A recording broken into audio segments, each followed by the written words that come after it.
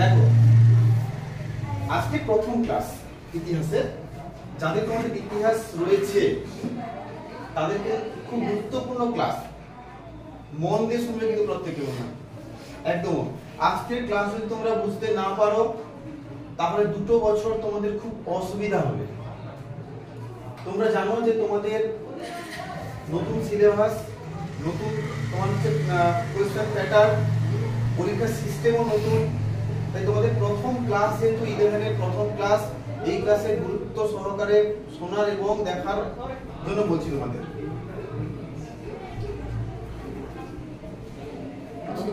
কেউ কথা বলবি না please.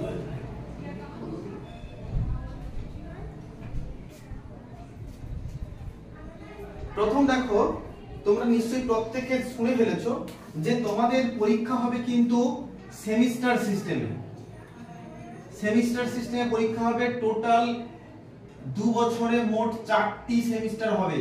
First, second, third, fourth 4টে সেমিস্টার হবে। 6 মাস অন্তর করে সেমিস্টার। 11 এ 2টো সেমিস্টার, 12 এ 2টো সেমিস্টার, মোট 4টা সেমিস্টার। মনে থাকবে এই 4টা সেমিস্টারের মধ্যে তাহলে তোমাদের 11 এ 2টো সেমিস্টার পড়ছে। তাহলে আমরা 11 এ 2টো সেমিস্টার নিয়ে প্রথমে একটু আলোচনা করে নিই, কারণ তোমাদের মধ্যে অনেকের ভয় ভীতিও কাজ করেছে। ক্লাস 10 এর ইতিহাসের যে তোমার হচ্ছে ওই পরীক্ষা, তোমরা পরীক্ষা দিয়েছো, তোমাদের নাম্বার যা পেয়েছো বা কেমন তোমাদের পড়তে হয়েছে, কি বিপুল পরিমাণে শর্ট কোয়েশ্চেন তোমাদের মুখস্থ করতে হয়েছে, হ্যাঁ, তারপরেও পরীক্ষা হলে তোমরা 4-5টা করে শর্ট কোয়েশ্চেন করতে পারোনি, এমন হয়েছে। তাই অনেকের ভয় ভীতিও জন্মিয়েছে ইতিহাসের প্রতি। তো আজকের দেখো সিলেবাসটা ভালো করে বুঝতে যদি আমরা পারি তাহলে দেখবো যে ক্লাস 10 এর সঙ্গে ক্লাস 11, 12 এর কিন্তু কি পার্থক্য রয়েছে। প্রথমে দেখো 2টো সেমিস্টার নিয়ে আলোচনা করব। সেমিস্টার ফার্স্ট সেমিস্টার এবং সেকেন্ড সেমিস্টার। আর তোমাদের যে একসঙ্গে যে অনেক আগে কি হতো, পুরনো সিলেবাসে 80 নম্বরের পরীক্ষা হতো, আর তোমার হচ্ছে প্রজেক্ট হতো 20 নম্বরের, আর একটাই পরীক্ষা হতো। এখানে সেমিস্টার হওয়ার কারণে দেখো 100 টোটাল যে 100 মার্কস তাকে ডিভাইড করে দেওয়া হয়েছে। দেখো 50 50, তাহলে ফার্স্ট সেমিস্টারে তোমরা 50 নম্বরের পরীক্ষা দেবে, সেকেন্ড সেমিস্টারে তোমরা 50 নম্বরের পরীক্ষা দেবে।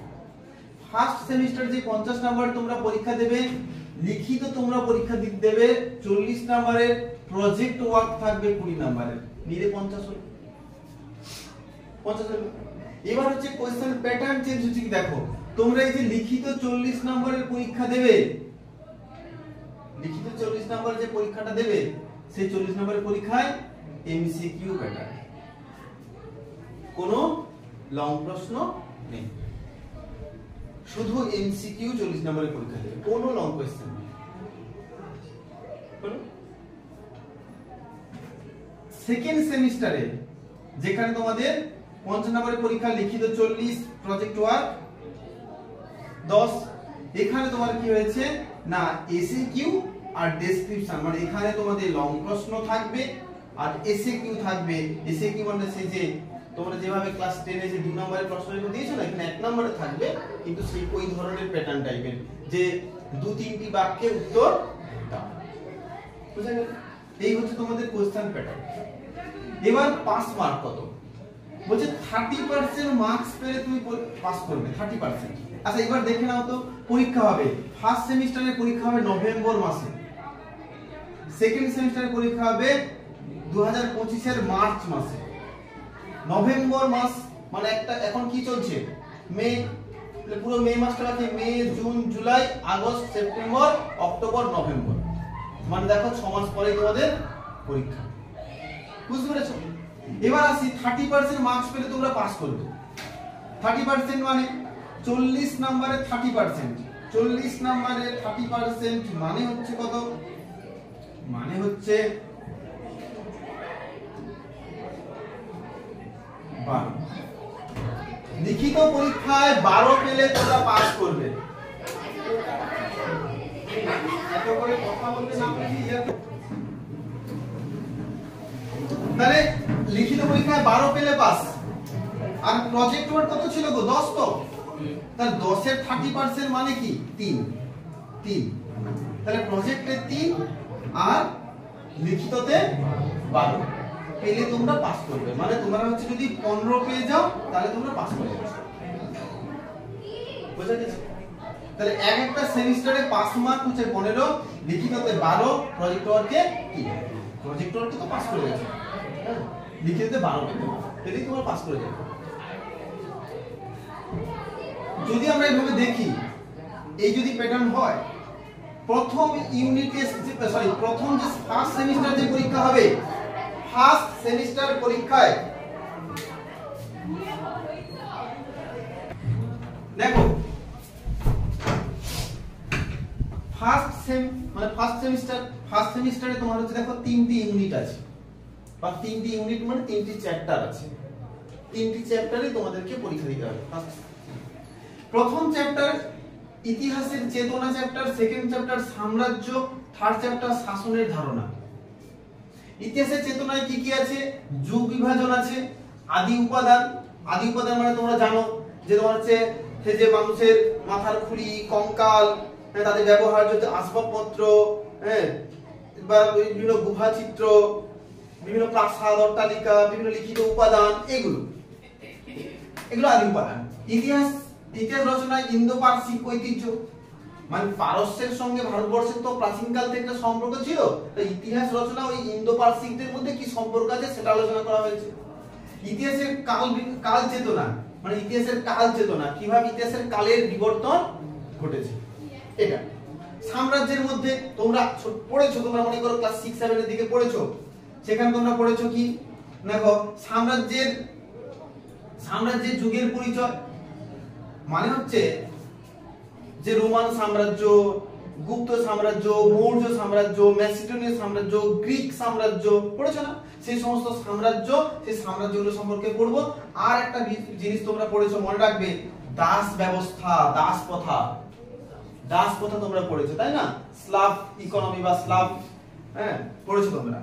এবার শাসনের ধারণা, শাসন ধারণা, কিভাবে শাসন প্রক্রিয়াটা সৃষ্টি হয়েছে বা বিবর্তন হয়েছে।